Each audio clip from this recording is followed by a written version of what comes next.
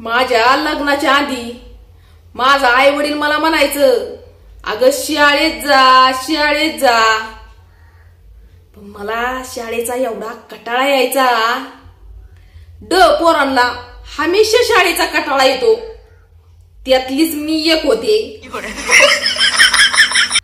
पण मला घरातलं काम करायला लय आवडायचं. धुणं भांडी स्वयंपाक. मग माझ्या घरातल्यांनी माझं लग्न करून दिलं. आता मला या घरातल्या कामाचा एवढा कटाळा येतो या. आता मला असं वाटतंय त्या वेळेला शाळा शिकली असते तर बरं झालं असतं. आता शिक मला शाळेचं महत्व कळायला लागलं या.